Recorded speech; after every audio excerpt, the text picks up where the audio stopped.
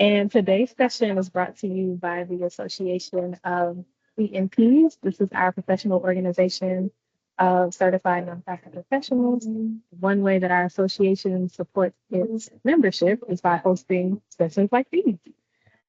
These sessions are always free, and we like to talk about topics that are on you all's minds. So if you even have topic ideas or things that you would like to learn more about, you can feel free to let us know. We'll have more information in the chat of how you can let us know. And we will also start to shift gears now. So I'm going to introduce our speakers who you see spotlighted on the screen. So today's speakers are Dan and Becky from Unbound. And Unbound is an international nonprofit organization that serves families in 16 countries in Africa, Asia, and Latin America. Dan is the Chief International Programs Officer at Unbound, with over 20 years of experience working in the development of programs. And then Becky is the Vice President of Program Development and leads implementation and development of Unbound's programs around the world.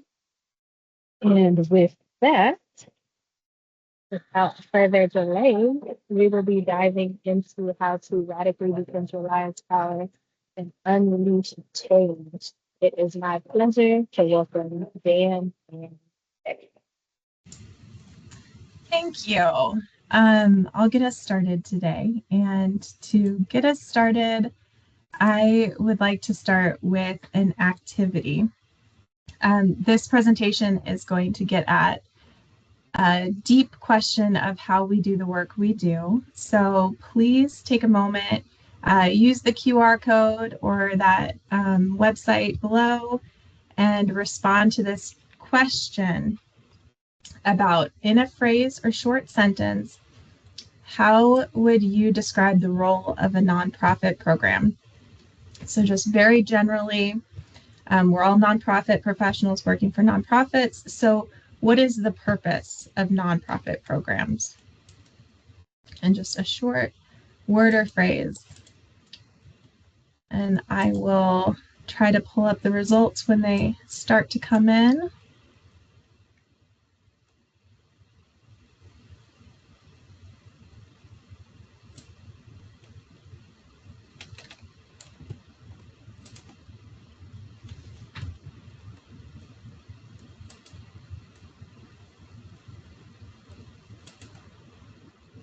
Okay, so I'm starting to see one, mission implementation.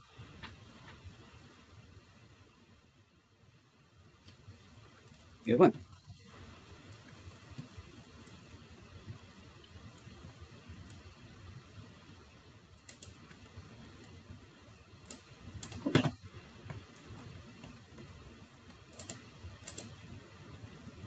Okay.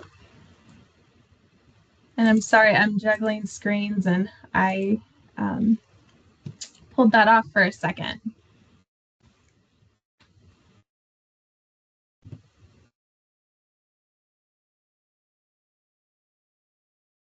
But actually, let me share that again, and in case you need some more time to pull that up. Looks like we have some in the chat also, some good responses. Okay. There. Can you read some of the ones aloud in the chat, Dan? Yeah. To serve a community need or sector that is underserved. Okay. Okay, and we have some more coming in, so I'll share here. And as I start to read some of these aloud, I want you to kind of think about, in these statements, who is the driver of this change or of the statement? Is the driver the program or the organization, or is the driver in these statements the actual program participant?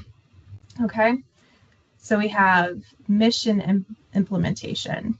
Make mission services accessible financially and otherwise, to help people, to provide services that better the community in some aspect, to meet the need of the community, helping people achieve some kind of change, surfacing community solutions, fulfill demand and serve community, to support various populations in leveling up, program designed to help community. We have setting the table, leadership, to implement the work in the community according to overarching mission of the nonprofit to support the community. Bridging gaps between private industry and government services and community to help people where they are in their lives without the expectation of monetary reimbursement. So we have kind of a variety there. Some seem to be very participant driven, participant owned. Some are very program driven, where the program is driving the change.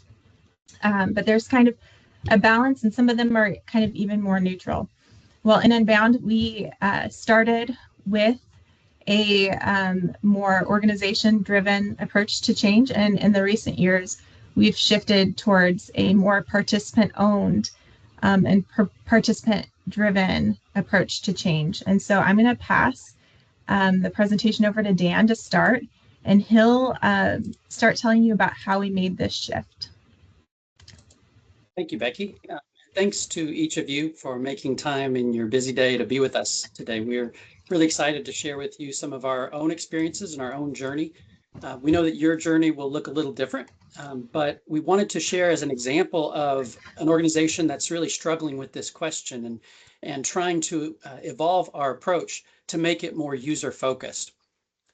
In 2008, I visited a small village, not even really village, but a settlement of houses in the coastal area of Guatemala in the hill country there called La Cochilla.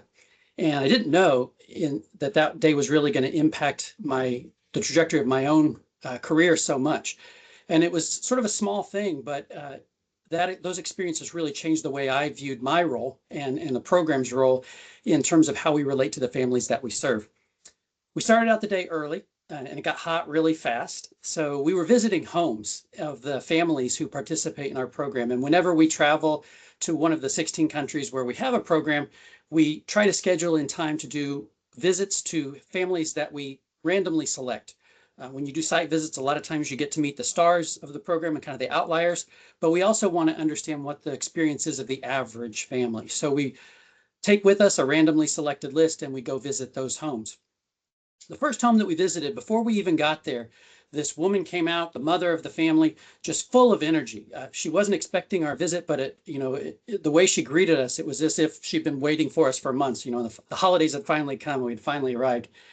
This was probably about 9 o'clock in the morning, but she had her huipil, the traditional dress of women in Guatemala, and over that she had her apron that had, it was obvious she had already been cooking some tortillas that morning.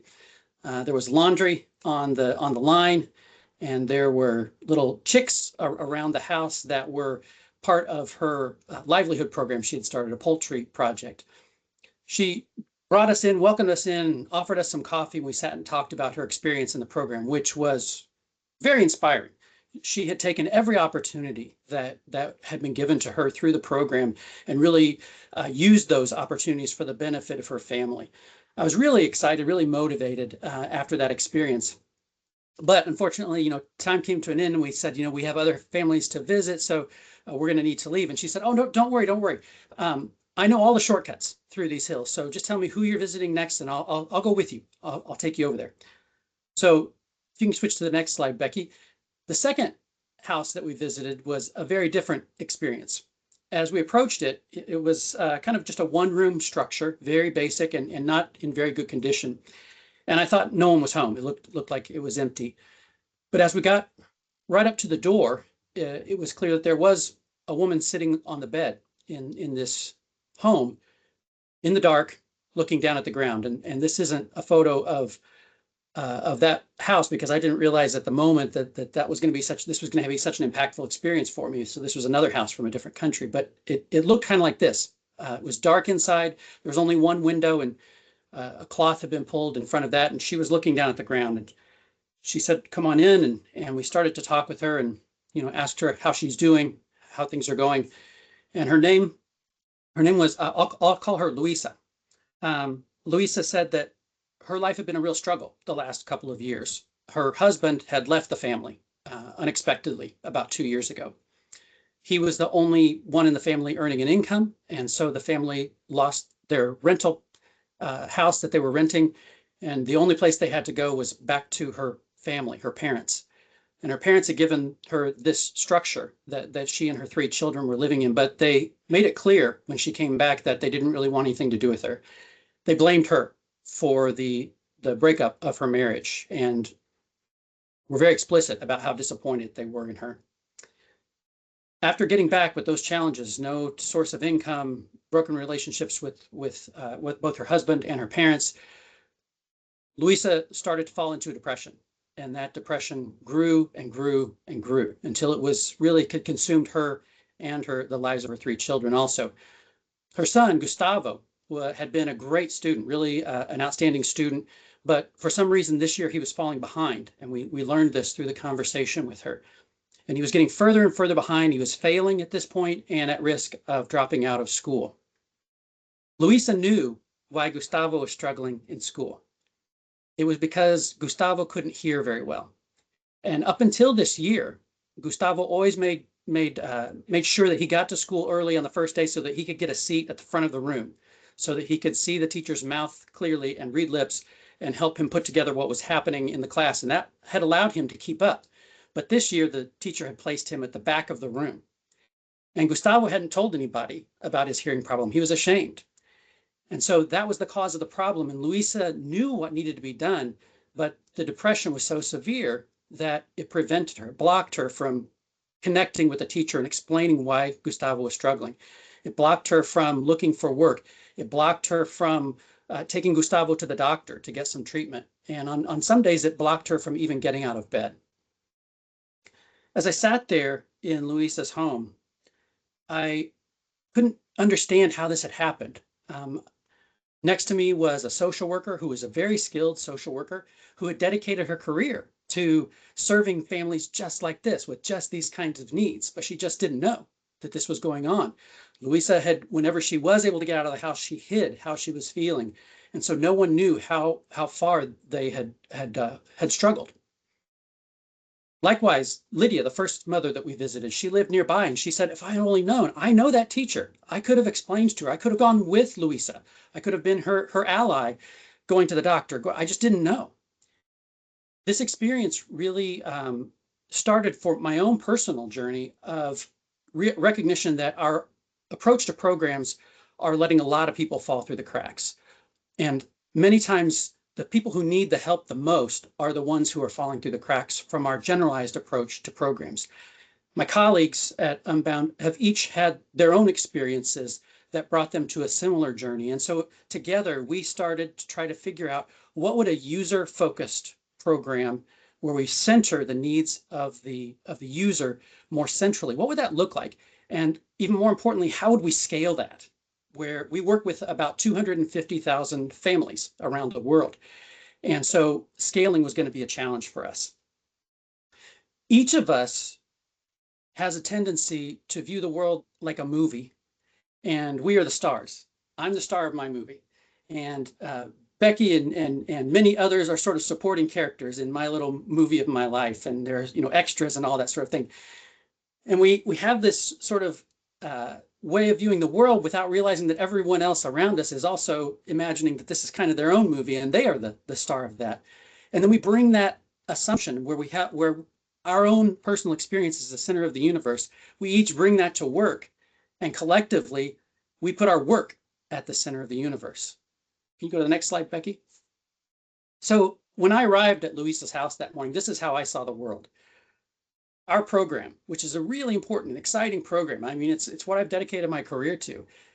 It's the center of the universe. And Louisa and Lydia and our staff and donors and all these other participants are pieces of that puzzle. But the puzzle, the center, the organizing principle is the program. But that's not how Louisa saw the world. If you can click again, Becky. This is how Louisa saw the world. Her own experience is at the center of the way she views the world. And our program is a piece. You can see that's one of the circles there at the edge, but it's not a bigger piece than all of these other relationships and issues that she's dealing with. And so if we decenter our program, we start to see things a little differently. Next slide, Becky. Many times we start our programs looking for the needs that are most common in the community. And go ahead and click through all these if you want, Becky. Those generalized needs. What is the thing that is most, that the community needs the most? Or if you're using an appreciative inquiry approach, what are the greatest strengths in the community? Usually those needs or those strengths don't apply to everyone, but we get as close as we can. And then we build our theory of change, which is sort of the common denominators. What's the thing that we can say about most families or most people in this community? And then from those, we build generalized solution. But all too often, we do all of that really sincere and great work.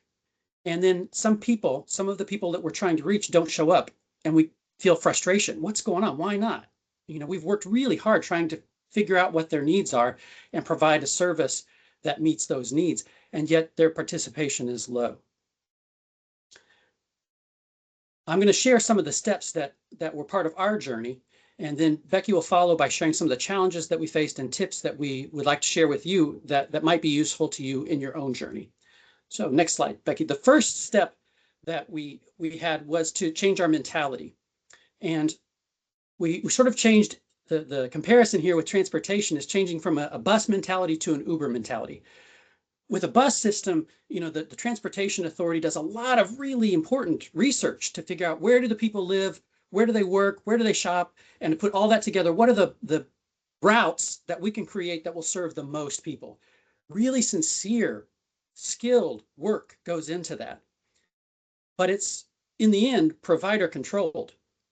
When I get on the bus, I don't get to tell them, hey, here's the address. Please take me to this address. They get me as close as they can.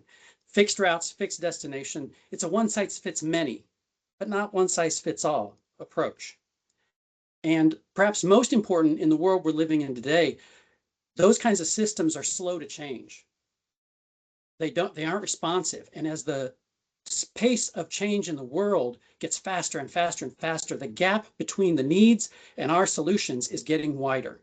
We need something that adapts and changes more quickly. So in this case with transportation, what we're trying to do is shift to something more like an Uber that's user controlled. The user determines the destination. It's when and where they want it.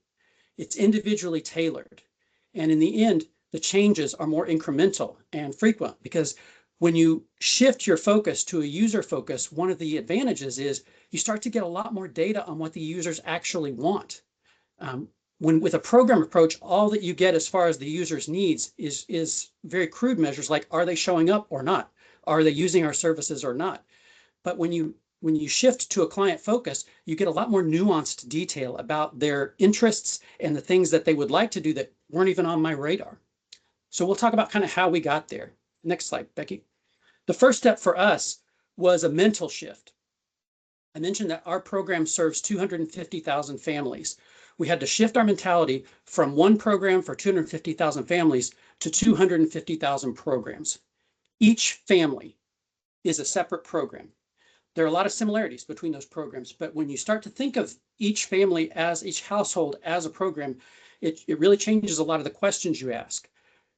What we discovered when we made this shift is that each of those households already had someone who was advocating and working hard on the needs of that family. It already had something like a social worker. It's just that society had given that person the title mom instead of social worker.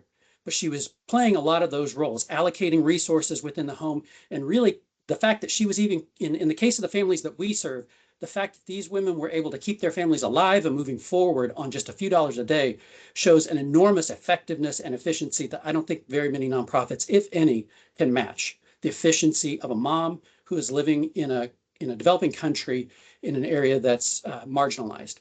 Their effectiveness, their expertise is unparalleled.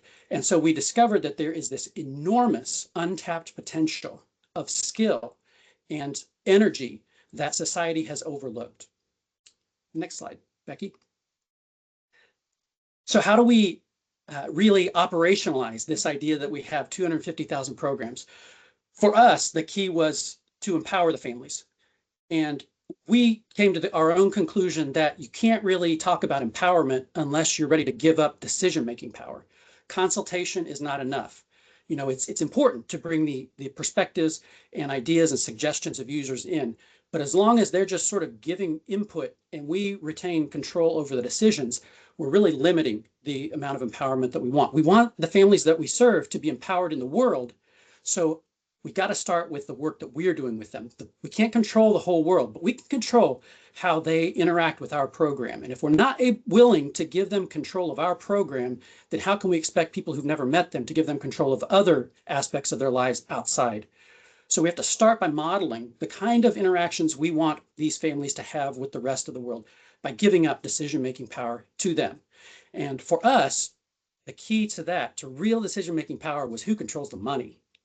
Until we literally put our money where our mouth is, we were just talking about empowerment. I mean, it was good and we were making good progress, but there's a limit until they really control the money.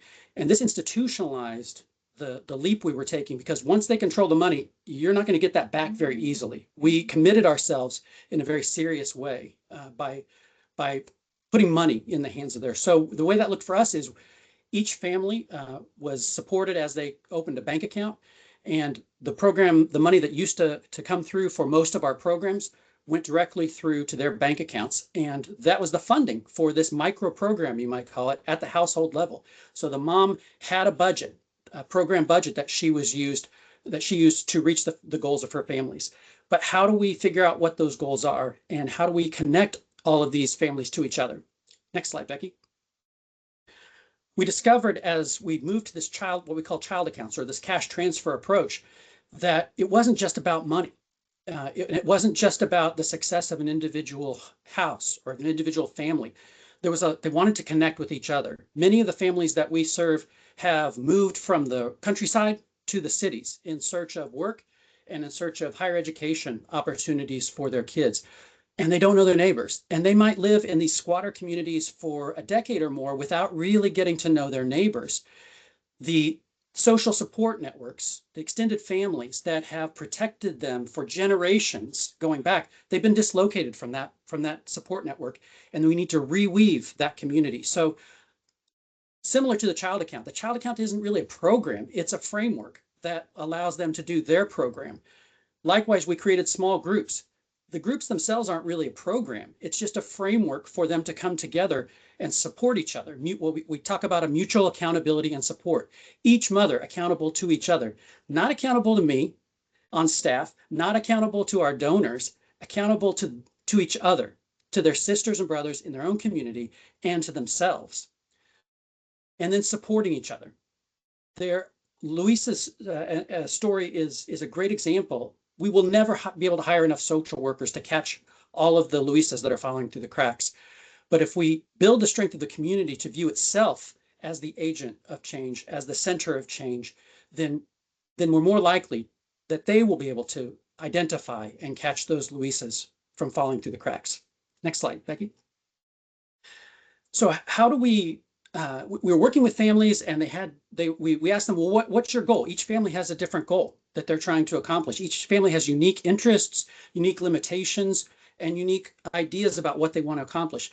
And so we were really struggling for years. Well, how do we gather this information in a way that's useful not just to the family, but you can kind of pull it all together so that we can describe to ourselves and to our donors and identify common needs in different areas? How do we do that? Fortunately, about 5 years ago or so, we discovered an organization out of Paraguay called that's called Fundación Paraguay, but their methodology is Poverty Stoplight. And this is an online application. And the idea is that in each community defines up to 50 indicators of what poverty means in their local context.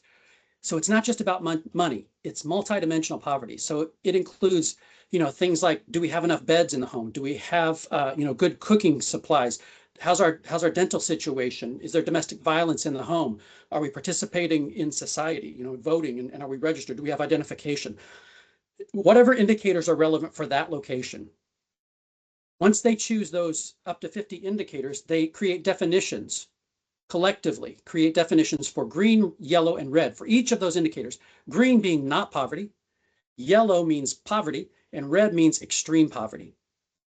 So one of the things that came out from this experience is that we discovered many of the families we were working with never had a clear picture of what not being poor meant. they knew that they weren't going to become, you know, a Kardashian or whatever, or any of those wealthy people that they see on TV. But what was it that they really saw as the goal? It's hard to really push yourself every day and focus day after day after day if you don't have a clear picture of where you're headed. Once these definitions are created, then each family self-assesses. Where are we on these 50 indicators today? And then from those, each family selects usually a handful, usually 2 or 3 priority areas. We're going to really just focus on this. One of the greatest struggles that we hadn't recognized until we took this user-focused approach is that a lot of families were stuck because they just felt overwhelmed. Because poverty is multidimensional, it hits them from every direction all day long. Where do you start? It is really a struggle to figure out where to start. And once they are able to focus, they're much more likely to be successful. And these cash transfers that I mentioned earlier, that money is really not going to move the needle for a lot of families. But if you take that money and this methodology and bring in the money that they're earning in other places that they just haven't had the focus to allocate and direct towards specific goals, then you can start to make progress. So this was a methodology that we pulled in that allowed us to reach all of the families, to scale this sort of goal user-focused approach without sacrificing their control over what the definitions were and what they were trying to achieve. Next slide, Becky. So we started to see success at the household level. Families moving out of poverty step by step, hitting these areas, maybe moving back in another area, and so they need to work harder there. And so they're focusing on different areas. But we also started to see through listening to them and their own experience of using this methodology that there are some areas that they wanted to improve on that are not really you can't really change at an individual level. If I'm a farmer and I can't get my food to the market because the bridge is out, I'm probably not going to be able to build a bridge on my own. Some problems that the families were facing required a community level solution. So again, with a user-focused mentality, how do you take this success we had seen at the household level to the community without sacrificing their control over the program? What we came up with was something that we call agents of change. Those small groups of women that I mentioned earlier, we built a space where they could identify collectively, come to an agreement, what are the problems in our area and what's our solution? From that, they built a proposal, a funding proposal of what they would like to change in their community. But here's the key. They didn't send that proposal to us. They didn't send it to our partner organizations overseas. They sent it to a committee of moms, representatives from these groups, who reviewed the proposals and decided which ones would get funded and which ones wouldn't. So that was one way of keeping the power in the hands of the users, in the families. Again, the control over the money. Who's deciding where the money's going to go? We wanted the families to retain that control. It also helped them to understand what the world looks like from the other side of the table, from the funder side of the table, trying to balance very difficult needs at the same time. Next slide, Becky. So our experience has been that our task in this journey for us has been to release power until we feel vulnerable. And again, Becky. And once we start to feel vulnerable, then we need to release more power. We have come to the conclusion that we won't know what's possible until we push too far. We feel like we're just getting started. Every step we have taken, the mothers have shown their ability to take this on and do more with it than we even imagined. They are more efficient with money and more effective in their decision making. So we started a program just this year where larger grants, we want to see how much money can they handle. So a committee of mothers this year decided on $500,000 worth of grants. So these are larger program grants up to $60,000. And they were the group that decided which of these proposals would get funded and which ones wouldn't. So we need to keep pushing the envelope until something breaks, because until we get to that point, there's something more we need to be doing. These myths about the lack of capacity or lack of skill or lack of character, all that junk, that lives inside of each of us. It's the water that we swim in, and we have to struggle against it every day in order to really reach this user-focused approach. So with that, I'll pass it to Becky for the challenges that we faced. Yeah, thanks, Dan. And, you know, passing over control of the programs from staff to program participants raised a lot of concerns from staff in the beginning, and we faced a lot of challenges along the way. Staff had concerns about where they fit in this new process and what their roles would be. And we found that decentering programs can feel a lot like decentering staff. For so long, our staff were the ones who directed the programs. They acted as teachers, guides, and the primary resources for program participants. When we switched to a more platform model, where participants were the directors of the program, this caused an identity shift in our teams. They had to shift from viewing themselves as the leaders of the programs to viewing themselves as partners and collaborators with those who are participating. An example of this is when we moved to that direct benefit model, from the direct benefit model where staff were involved in every step of the process, to the platform model of cash transfers. Staff had to rethink their roles. They previously had been deciding what physical benefits program participants would need. And now that participants had money and were free to use those benefit dollars however they chose, our teams started to wonder what work they had left, what their new role would be in this platform, and what would it mean to be a partner of the program participants. Then beyond that, that identity question, they started to worry that program participants wouldn't use their money wisely, which brings me to our second challenge. Regularly cultivating empathy requires resources with no immediate outcomes.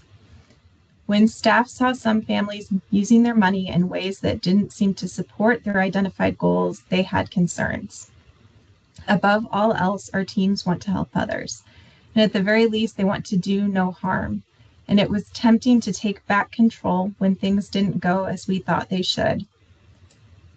An example of this was a family not contributing their benefit dollars to their savings and instead making purchases that were not productive or did not seem to be productive in moving them towards what they had identified as their end goals. But what we learned is real empowerment means walking with participants, looking at their decisions from their perspective, and starting the journey where they are. And our hope is that by not reacting immediately and instead reacting with empathy, not taking back control, that this is where the real transformation happens, that agency and resilience are built, and then outcomes can become sustainable. We also had to rethink accountability. In a program mindset, accountability is vertical and external, where staff report up to administration, who report to donors and funders. And we knew if we were to truly pass power to the program participants, offering platforms for them, we had to reimagine who is accountable to whom. As partners of our programs, the participants, we needed to make the shift from the vertical and external accountability to a more horizontal and internal accountability. Now our program participants hold us accountable to support them as they need. They hold each other accountable and support one another in their community through the groups and the Agents of Change program. And then they hold themselves accountable in reaching their own goals because they are the ultimate owners of the outcomes. And this type of accountability requires more than new monitoring metrics. It requires a new mindset. And this came into focus when we were scaling our Agents of Change program, that program of community development that Dan was talking about. And in a few cases, we noticed that some of the mothers who were acting as group treasurers had misused their funds, and the group's ability to complete their project, whether it be like building a well or school latrines, it was put at risk. In the past, in situations such as this, we might have stepped in to fix it, but this is a new model, and we recognized that this treasurer and the group wasn't accountable to us. They were accountable to themselves, and it was up to the group to decide how they needed to respond. How would they go about building trust, and how would they move forward with their project? This was a mindset shift of growth from compliance. We went from did they follow the rules to are they growing towards their goals? It became less about ticking boxes and more about supporting meaningful progress on the participants' terms. So then we had to rethink about how do we report and have evaluation. Because when every participant is the driver of their own program, defined through their own goals, how do you measure success? We've had to develop new ways to evaluate success, and we've moved evaluation local. Like Dan talked about with the poverty stoplight tool, participants identify the outcomes most important to them. They then regularly evaluate their progress towards these goals. Then the local teams can use that information as feedback to adapt and innovate their work. Is it working? Is it not? To continue offering support to the program participants in their journey. Because at the end of the day, it's not about standardizing outcomes. It's about standardizing support for the self-defined outcomes. Then the final challenge we experienced, or maybe not final challenge, but the one I'm going to talk about today, is that there are always power dynamics. And we need to pay close attention to this, because even when we decentralize power, it doesn't disappear, it just kind of shifts. So in traditional programs, power is often held by staff or administrators or donors. When we moved towards the platform model, we shifted that power to participants, but that didn't mean that power dynamics went away. They just showed up in new places. For an example, in participant-led groups, some voices may dominate and others stay quiet. And there are power dynamics among participants from the outside world that they might bring into their groups. And even sometimes well-intentioned staff can unintentionally steer decisions. The challenge isn't to eliminate power dynamics, because that's just not realistic. The challenge is to recognize them, name them, and actively work to balance them. That means creating space for quieter voices, designing inclusive processes, and staying humble about the influence we still carry. Because if we ignore power, it doesn't go away, it just goes unexamined. So now let's move on to some of the lessons we learned along the way. The first lesson is to choose the right challenges. No matter how we go about our work, we will have challenges. So choose the challenges that align with the values that you carry. The next learning is that empowerment doesn't happen overnight. It's a process. You can start from where you are on the spectrum of empowerment and stretch from there. At one end, participants are being asked for input, they advise, and that's a good place to start. Then you can move to where they participate in decisions over time, move into actually making decisions, and get to the point where eventually the participants are the ones who control the real resources, like money, tools, time, and priorities. Each step requires a little more trust, a little more structure, and a little bit more letting go. But each step also unlocks more ownership, more creativity, and more lasting impact. You don't have to leap to one end of the scale overnight, just stretch one step further. There are plenty of lessons to be learned along the way, and every step builds towards deeper, more authentic empowerment. Another lesson is to build trust through non-program time together. Building in unstructured time outside of program delivery and crisis response can make a world of difference in defining your approach. It is this unstructured time that empathy is built, and what is really needed to create an impact can surface.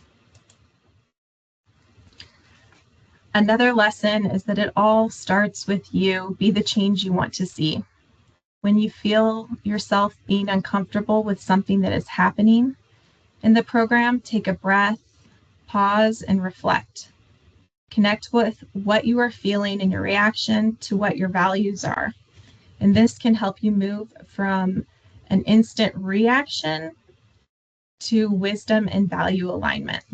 And the change really starts with you. Another lesson is to put yourselves in the shoes of the participant. And like Dan was talking about with the circles of influence, think about the lives of the participants from their eyes. How does your organization fit with them at the center? How does participating in your program impact their lives? How is it adding value? And in what ways could certain program requirements actually be getting in the way of progress?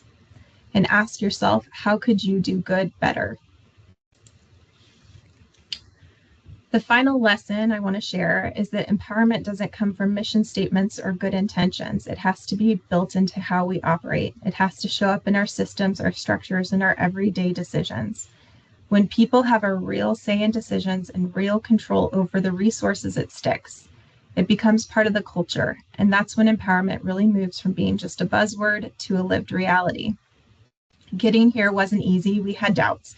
We faced resistance, and as we discussed, we faced some challenges.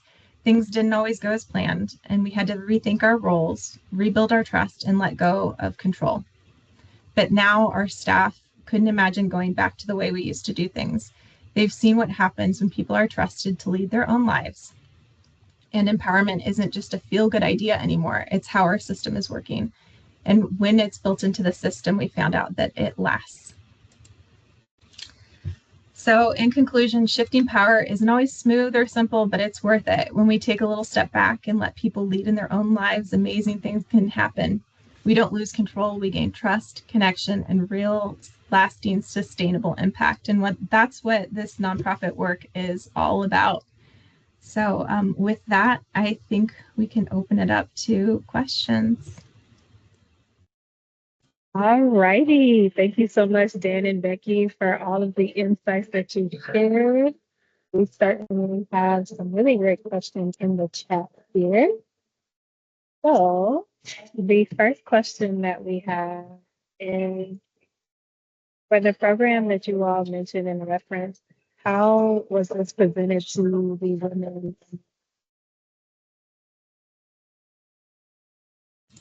You cut out for a second, Jaleesa. Oh, no. Okay. For the program that you all were mentioning, how was this presented to the women and mothers of the group? Yeah, so how is it presented to the women's and the mothers of the group? Dan, do you want to start? I think one of the things that we saw a lot of our partners discovering in that transition process was they had to really focus on self-esteem at the beginning, because those myths that I mentioned about blaming people for their own situations that they find themselves in, that they must have done something wrong to be there, right? That's sort of the mentality. That's the water that we swim in. It's the water they swim in also. And so a first step was really building their self-esteem that you can do this and we trust you. And so that was, I think, a key step. After that, like, they had ideas, they were ready to go. I mean, many of these women were just kind of waiting for the opportunity finally to show up. And what we've discovered is that the populations that have been, boxed out of every other opportunity, they're not going to waste one when it comes along. Got it. Thank you for sharing that. Another question that we have is, what is a tip you would have for helping staff cope with change management when working towards a model like this? Yeah, I think one of the things I've tried to focus on is moving from making assumptions to evidence. So what happens if we just try it? What happens if we do start giving money to families and not requiring receipts to verify that purchases were good purchases? Will there be any negative impact? So moving from what are the assumptions that we're making to what actual evidence are we seeing? So that's one of the ways I've supported staff in making that shift.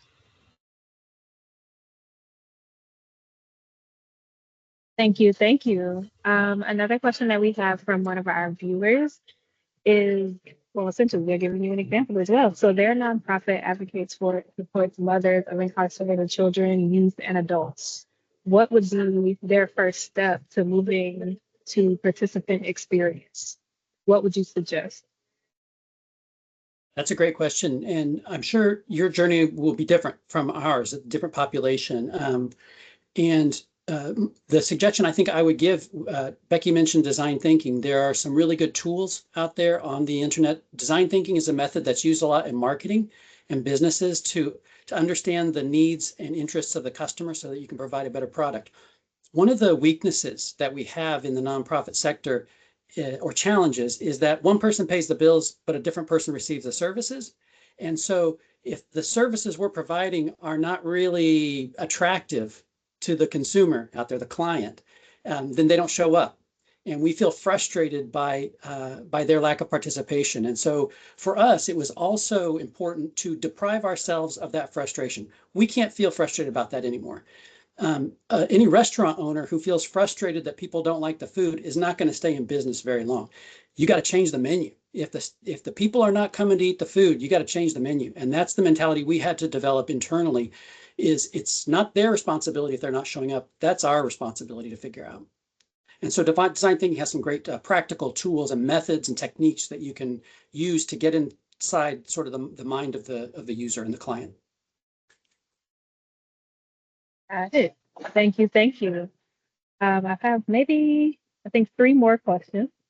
So one, how did you convince funders to invest? Was there any government funding? How did that work? I can start this, Becky, and then if you want to add on. This part was actually easier than I expected. This is the part that probably scared me as much as anything. We had the advantage in our case that cash transfers had been used for really decades. In international developments, it's one of the most heavily evaluated approaches, and it's been found to be effective in countries, dozens of countries across the world. Very consistently, this works. We don't need institutions to be in the middle as much as we sometimes feel like we do when we're in those institutions. So we had that advantage. But if you can, if this makes sense to you as a person that, well, maybe we should give people a chance to make their own decisions. And if they make mistakes, gosh, that's how I learned. I had to make some mistakes to figure things out. If that makes sense to you, probably it will make sense to at least some donors, maybe enough donors at least to get some traction, to get some evidence within your own organization that might be more convincing to other donors. But I think in general, I found them more open-minded to this than I expected. Was that your experience, Becky? Yeah, and I think we have a benefit of, we have a lot of small donors on a monthly basis. But when we moved for our bigger projects where the groups would identify whether the needs of their community and build that infrastructure around it, whether it be latrines, bridges, water projects, we actually let donors choose what programs they want to fund, and then we supply the rest from some general funds we have, and then we respond with the results of it. Now, sometimes the results don't go as planned. There are hiccups in the process. A supporting partner on the local level doesn't fall through, and maybe we have a gate that's not connected to any fence, and so it's just a gate standing. And in that case, we follow up with the funders on an individual level and kind of let them know some of the challenges and the next steps that the community, the program participants are taking. So they're open to it, but it does take some bit of reframing the mindset of our funders as well. Great. Thank you. Thank you. One of the other questions we have is, how might this work within American culture? That's a great question. I mean, that's part of our interest in being here today, is to pose that question to you all who are working, many of you, in a U.S. context. Maybe it's child accounts, maybe it's not, maybe it's something different, but a user-centered approach. How would your program look if all you were focused on was creating something that made sense to the user, creating something that the user could take control of? If we were just putting tools in their hands to go in whichever direction they wanted to go, rather than trying to build a path for them. So I think that's maybe a great question to end on, because that's our question for you all. Yeah, and I also don't see how could this not work in American culture? We're people too. Why can't we pass control to people who have been marginalized and not have it be a success? Right. I know that would have been a great last question, but we do have one more I want to try to get in for our viewers. Has this approach changed the pace at which Unbound works and pivots with decision making? And if so, are you moving faster or slower than before?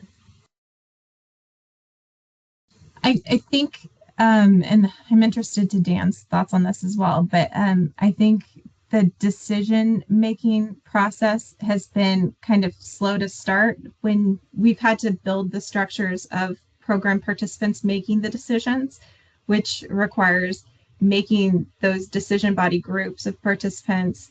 And so I think at first it was slow, but then it's really started speeding up.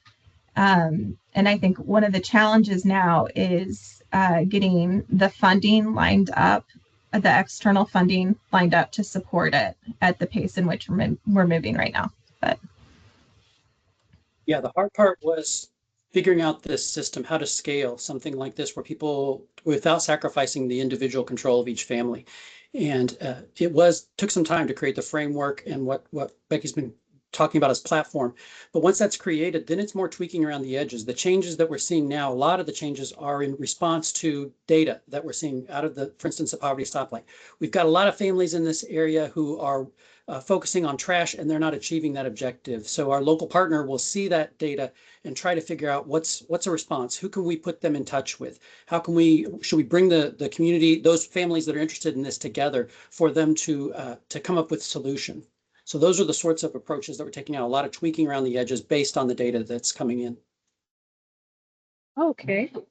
And I know I said the final one. I have two more. One is, how can our viewers get in contact with you all should they have more questions for you? Great question. I'll put my email in the chat here, and feel free to reach out just by email. And with any questions, or if you want to share anything, we'll be happy to connect with you that way. All right. Thank you for sharing.